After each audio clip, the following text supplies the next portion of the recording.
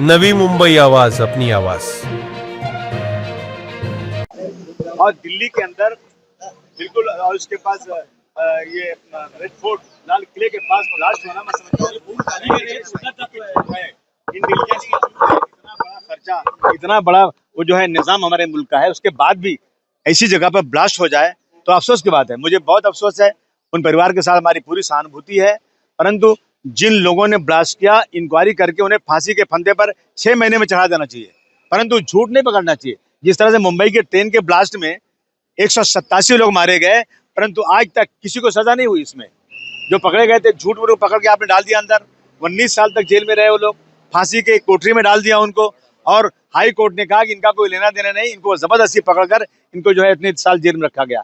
ऐसा देश में नहीं होना चाहिए और किसी निर्दोष के साथ ऐसा ना करो। अगर अपनी अपनी नाकामी को छुपाने के लिए किसी को पकड़ के जेल में डाल देना, मैं समझता हूँ ये बहुत बड़ा जो है बड़ी नाइंसाफी है, और जो है ये इनकी नाकामयाबी है, असफलता है डिपार्टमेंट की जो इस तरह करते हैं। और बहुत सही तरीके से इसकी इंक्वायरी होना चाहिए और इसको सजा मिलना चाहिए। आपको लगता है कि ये बहुत बड़ा इंटेलिजेंस फेलियर भी है सरकार का? मैं तो कहूंगा इंडिया फेलियर तो है ही है ना। अगर इस तरह से होगा, दिल्ली शहर के अंदर जहाँ प्राइम मिनिस्टर रहते हैं, जहाँ प्रेसिडेंट ऑफ इंडिया रहते हैं, पूरी सरकार वहां से चलती है, वहां पर दिल्ली के दिल के अंदर इस तरह का ब्लास्ट होना, मैं समझता हूँ फेलियर है, 100% फेलियर है। सर, फरीदाबाद में जो मॉड्यूल सामने आया है, एक मॉड्यूल के हिसाब से अमोनियम नाइट्रेट डॉक्टरों के पास मिला है और जो पढ़े लिखे लोग हैं अब इसमें पाए जा रहे हैं, जिसके बारे में चिंता जताई जा रही है। बहुत अफसोस की बात है कि देश में ये चीजें हो रही हैं। आतंकवाद को खत्म करना पड़ेगा, लेकिन एक बात सुनिए कि जुल्म और नाइंसाफी की कोख से आतंकवाद पैदा होता है। जुल्म और नाइंसाफी खत्म होना चाहिए, आतंकवाद खत्म होना चाहिए। सर, आपने सवाल उठाया कि बेगुनाहों को एक मिनट सर, आपने सवाल उठाया बेगुनाहों को पकड़ा जाता है और उनको सजा दी जाती है। आपके साथ भी इसी तरह से हुआ था, क्या कहना चाहेंगे? जी हाँ, मुझे पकड़ा गया था। मेरा कोई लेना देना नहीं था, मैं जानता भी नहीं था।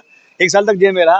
वो तो मेरे पास पैसे थे, मेरे घर वालों ने मेहनत किया, सुप्रीम कोर्ट में गए, भारतवर्ष के सबसे बड़े बड़े वकीलों को खड़ा किया, तो मैं 1 साल मुझे लगे अपनी बेगुनाही को साबित करने के लिए। मेरा केस चला नहीं था कि विटनेस कोई फेल हो गया हो, ऐसा कुछ हो गया। इन्होंने जिस बेस पे मुझे पकड़ा था वो कुछ था ही नहीं, बेसलेस बातें थी। और 19 साल तक 12 लोगों को जेल में रखा गया और 12 के 12 बेगुनाह थे, ये साबित हो गया। तो मैं समझता हूँ कि इस तरह से अपनी नाकामी की छुपाने के लिए जो डिपार्टमेंट के लोग करते हैं वो नहीं होना चाहिए। सर, देश में चुनाव चल रहा है, इस टाइमिंग पे ब्लास्ट होता है, क्या सिक्योरिटी को लेके क्या कहना चाहिए? नहीं, हम देख रहे हैं जब चुनाव आता है तो कुछ न कुछ ऐसा प्रॉब्लम हो जाता है। अब उसके वो क्यों होता है मैं नहीं बोलना चाहता हूँ, मैं इस पर कोई उंगली नहीं उठाना चाहता हूँ, लेकिन चुनाव आता है तो ये चीज़ें क्यों होती हैं इसकी भी इंक्वायरी होना चाहिए। ये सरकार का प्लांटेड पूरा। अरे नहीं भाई, मैं ऐसा बोलूँगा तो मुझे जेल भेज दोगे। ठीक है। Thank you sir.